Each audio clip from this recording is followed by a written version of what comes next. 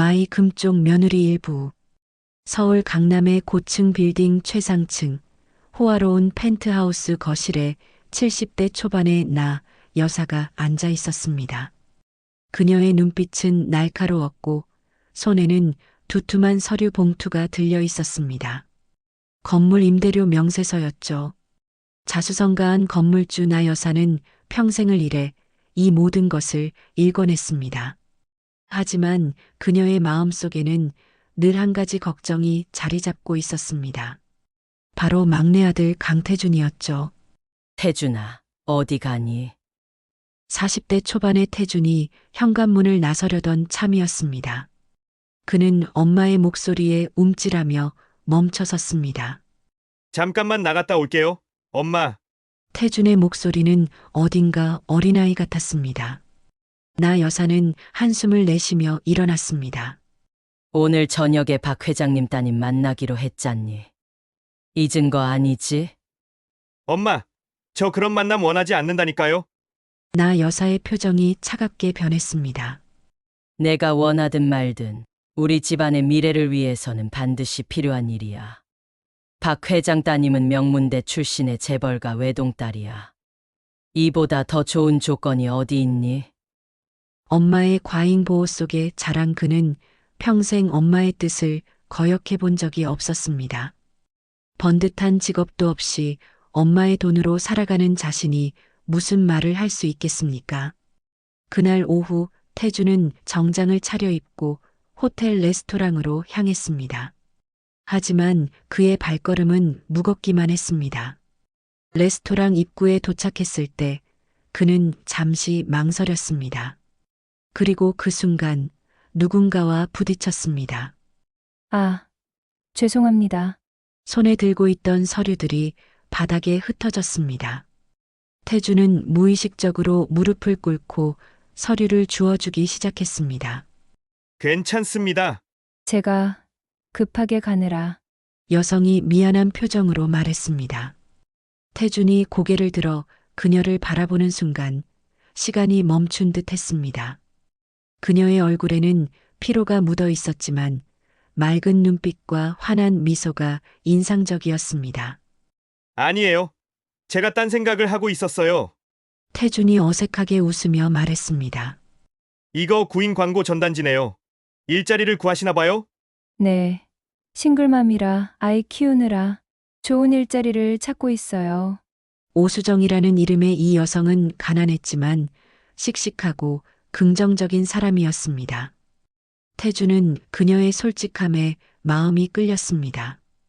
그의 주변 사람들은 모두 돈과 배경만을 따졌는데 이 여성은 달랐습니다. 저기, 혹시 시간 되시면 차라도 한잔 하시겠어요? 수정은 잠깐 시계를 보더니 미소 지었습니다. 글쎄요. 조금 시간이 있긴 한데 태주는 자신도 모르게 레스토랑 안을 흘끔 보았습니다. 그곳에는 정략 결혼 상대가 기다리고 있었습니다. 하지만 그는 결심했습니다. 그럼 제가 아는 좋은 카페가 있는데 거기로 갈까요? 두 사람은 나란히 걷기 시작했습니다. 수정은 자신의 이야기를 솔직하게 털어놓았습니다. 남편과 일찍 사별하고 혼자 아들을 키우고 있다는 것, 생활은 어렵지만 아들의 웃는 얼굴을 보면 모든 게 힘이 난다는 것. 태주는 그녀의 이야기를 들으며 가슴 한편이 뜨거워지는 것을 느꼈습니다. 이런 감정은 처음이었습니다.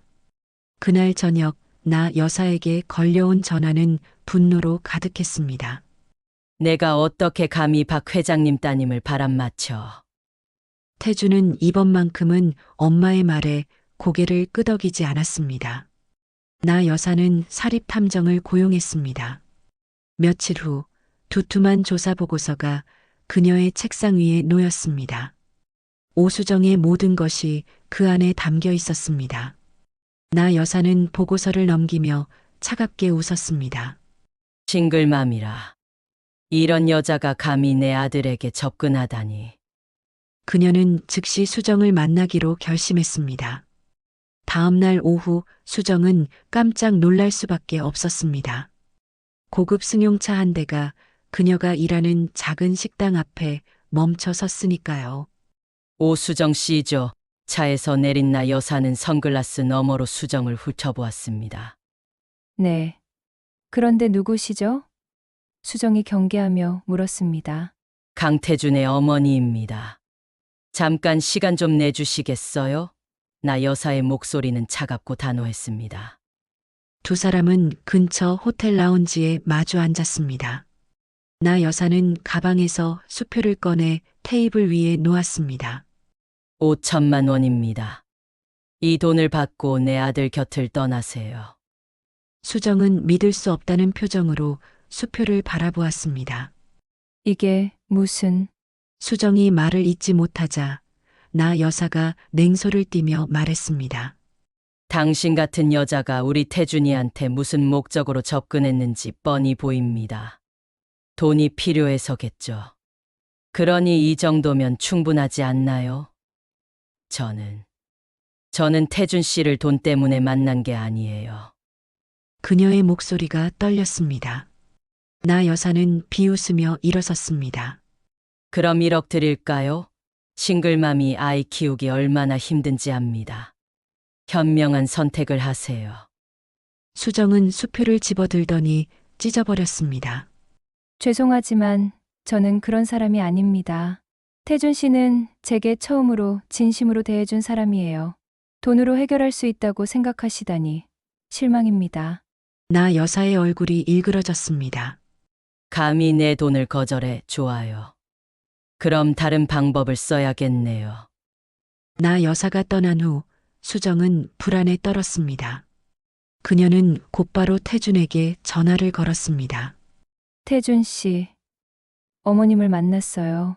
한편 나 여사의 장녀 강혜주는 아버지의 서재에서 중요한 서류를 뒤지고 있었습니다. 40대 초반의 혜주는 똑똑하고 야망이 넘치는 여성이었습니다. 그녀는 평생을 회사를 위해 일했지만 엄마는 늘 막내 태준만 편애했습니다. 태준이 오빠가 결혼만 하면 그룹 후계자로 만들겠다고? 말도 안 돼. 혜주는 이를 악물었습니다. 그때 남편 박철수가 들어왔습니다.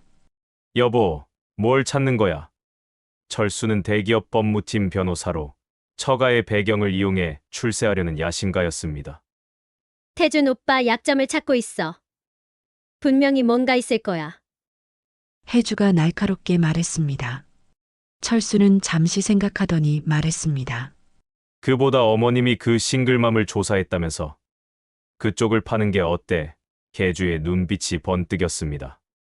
좋은 생각이야. 오수정이라는 여자. 그녀의 과거를 샅샅이 뒤져봐. 철수는 고개를 끄덕이며 나갔습니다. 혜주는 창밖을 바라보며 차갑게 미소 지었습니다. 태준 오빠, 미안하지만 후계자 자리는 내 거야. 태주는 엄마와 누나의 압박에 점점 지쳐갔습니다. 매일같이 걸려오는 전화, 만나자는 강요, 수정과 헤어지라는 협박. 그는 처음으로 자신의 인생을 스스로 결정하고 싶었습니다. 수정 씨, 저는 당신을 포기할 수 없어요. 태준이 수정의 손을 꼭 잡았습니다. 작은 공원 벤치에 앉아있던 두 사람의 모습을 멀리서 누군가 카메라로 찍고 있었습니다. 나 여사가 고용한 사람이었습니다. 사진은 곧바로 나 여사에게 전달되었고 그녀의 분노는 하늘을 찔렀습니다. 그날 밤 나 여사는 극단적인 결정을 내렸습니다. 수정이라는 여자의 직장에 압력을 넣어. 그리고 아들 학교에도 손을 써. 그녀의 비서가 고개를 숙였습니다. 알겠습니다, 사모님. 나 여사는 창밖을 바라보며 중얼거렸습니다. 내 아들은 내가 지킨다. 누구도 빼앗아갈 수 없어. 한편 수정의 집 근처 작은 카페에서는 40대 초반의 남자가 조용히 커피를 마시고 있었습니다. 김민재였습니다. 그는 이 모든 상황을 지켜보며 무언가를 계획하고 있었습니다. 태준과 수정은 모든 반대를 무릅쓰고 결혼을 결심했습니다. 어느 토요일 오후 수정의 작은 원룸에서 두 사람은 마주 앉아 있었습니다. 정말 괜찮겠어요? 어머님이 얼마나 반대하실지. 수정이 걱정스럽게 물었습니다. 태주는 그녀의 손을 꼭 잡았습니다. 이번만큼은 제가 책임질 거예요. 엄마를 설득해 볼게요. 하지만 태준도 마음 한편으로는 두려웠습니다. 평생 엄마의 말에 순종하며 살았는데 과연 이번에는 자신의 뜻을 관철시킬 수 있을까요? 수정은 태준과의 결혼을 통해 아들에게 더 나은 환경을 만들어주고 싶었습니다. 하지만 나 여사의 반대가 두려웠습니다. 그녀는 이미 직장에서 이유 없이 해고당했고 아들 학교에서는 이상한 소문이 돌기 시작했습니다. 엄마, 친구들이 이상한 말을 해요. 초등학교 3학년인 아들이 울먹이며 말했습니다. 수정은 아들을 꼭 안아주며 눈물을 참았습니다. 괜찮아. 엄마가 다 해결할게. 하지만 그녀는 알고 있었습니다. 이 모든 것이 나 여사의 소행이라는 것을. 태주는 마침내 엄마와 정면으로 맞섰습니다. 엄마, 저 수정 씨와 결혼할 거예요. 펜트하우스 거실에서 태준의 목소리가 떨렸지만 단호했습니다. 나 여사는 차를 마시던 손을 멈추고 아들을 노려보았습니다. 내가 지금 무슨 말을 하는 거니? 그녀의 목소리는 낮고 위협적이었습니다. 저도 제 인생을 살고 싶어요. 40이 넘도록 엄마가 시키는 대로만 살았어요. 이번만큼은 제가 선택한 사람과 함께하고 싶습니다. 나 여사는 잔을 내려놓고 천천히 일어섰습니다. 좋아. 그렇다면 내 아들도 아니고 이 집의 재산도 한 푼 기대하지 마. 당장 나가. 태준의 얼굴이 창백해졌습니다. 엄마, 나가라고 했어. 나 여사가 소리쳤습니다. 그 순간 혜주가 거실로 들어왔습니다. 어머니, 진정하세요. 오빠도 생각 좀 해봐. 어머니가 얼마나 오빠를 위해. 누나는 조용히 해. 태준이 처음으로 누나에게 소리쳤습니다. 혜주는 놀란 표정을 지었지만 내심 만족스러웠습니다. 형제간의 균열이 깊어질수록 자신에게 유리했으니까요. 나 여사는 더욱 극단적인 방법을 사용하기 시작했습니다. 그녀는 수정이 일하려는 모든 곳에 압력을 넣었고 심지어 수정의 아들이 다니는 학교에까지 손을 뻗쳤습니다. 수정 씨, 이러다가 아이까지 다칠 것 같아요. 수정의 친구가 걱정스럽게 말했습니다. 수정은 고민에 빠졌습니다. 자신 때문에 태준이 가족과 재산을 모두 잃고 아들마저 힘들어한다면 이 사랑이 정말 옳은 것일까요? 그날 밤 김민재의 카페에서 수정은 혼자 울고 있었습니다. 민재가 따뜻한 차를 내밀며 조용히 앉았습니다. 힘드시죠? 민재의 목소리는 부드러웠습니다. 민재 씨, 저 어떻게 해야 할까요? 태준 씨는 저 때문에 모든 걸 잃게 될 거예요. 수정이 눈물을 닦으며 말했습니다. 민재는 잠시 망설이다가 입을 열었습니다. 수정 씨, 사실은 저도 나 여사와 과거가 있습니다. 수정은 놀라서 민재를 바라보았습니다. 20년 전 저희 어머니는 나 여사의 건물에서 작은 가게를 운영하셨어요. 하지만 나 여사는 더 비싼 임대료를 받기 위해 우리를 쫓아냈습니다.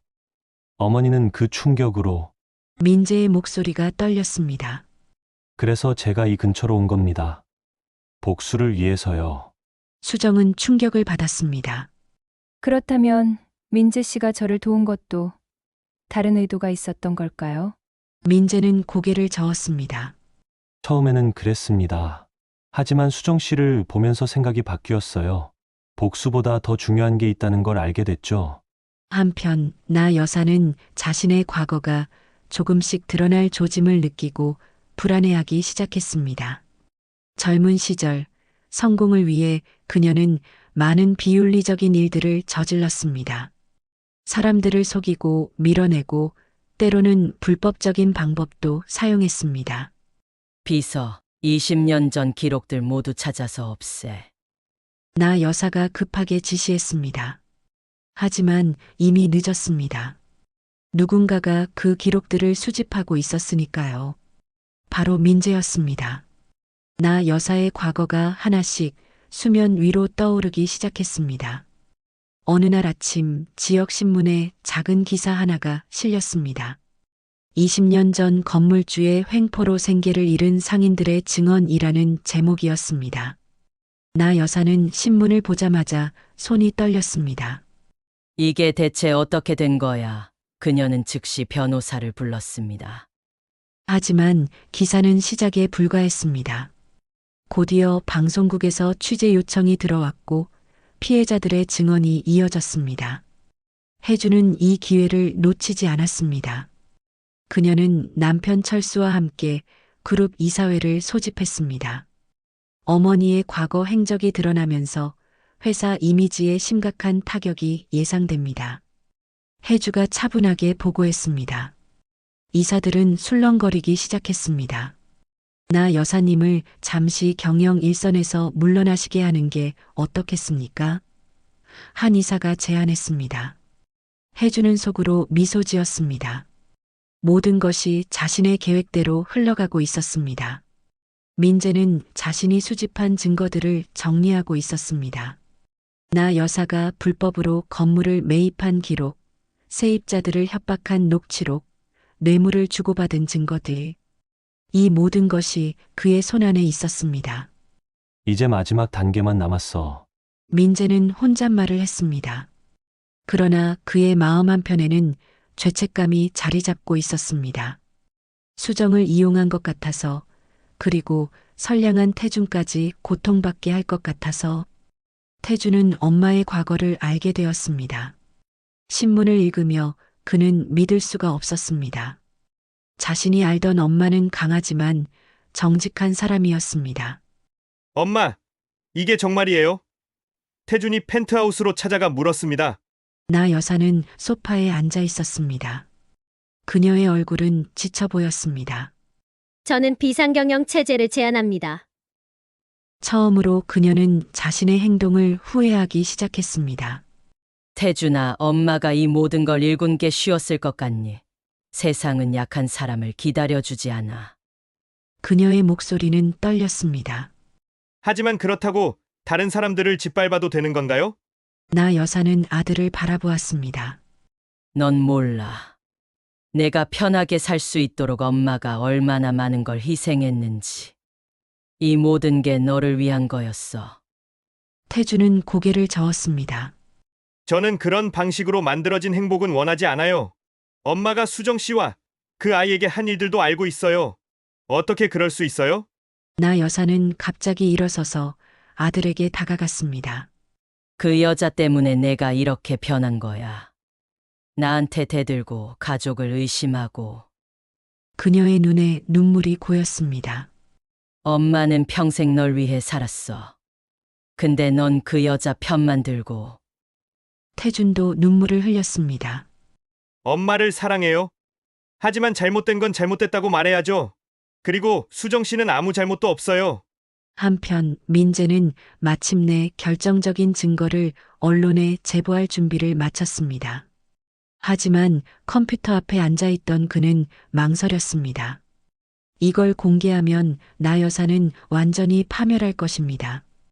그리고 태준과 그 가족들도 큰 상처를 받을 것입니다.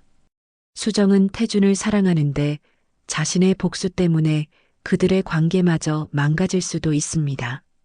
대체 뭘 위한 복수인 거지? 민재는 머리를 감싸쥐었습니다.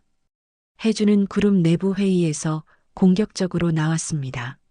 어머니의 과거 문제로 회사 주가가 떨어지고 있습니다. 이사들이 고개를 끄덕였습니다. 혜주의 남편 철수가 법적 근거를 설명했습니다. 회사법상 이미지 실추로 인한 경영권 일시 정지가 가능합니다. 나 여사는 화상회의로 참석하며 분노에 떨었습니다. 혜주야, 내가 지금 뭘 하는 거니? 회사를 살리는 겁니다, 어머니. 혜주의 목소리는 차갑고 단호했습니다. 수정은 이 모든 상황을 보며 괴로워했습니다. 자신 때문에 태준의 가족이 무너지고 있었습니다. 민재 씨, 저 이제 어떻게 해야 할까요? 카페에서 수정이 물었습니다. 민재는 진지한 표정으로 대답했습니다. 수정 씨가 결정할 문제입니다. 하지만 한 가지는 분명합니다. 진실은 언젠가 드러나게 돼 있어요. 그날 밤, 나 여사는 혼자 펜트하우스에 앉아 과거를 회상했습니다. 젊은 시절, 가난에서 벗어나기 위해 얼마나 필사적이었는지. 하지만 그 과정에서 자신이 짓밟은 사람들의 얼굴이 떠올랐습니다.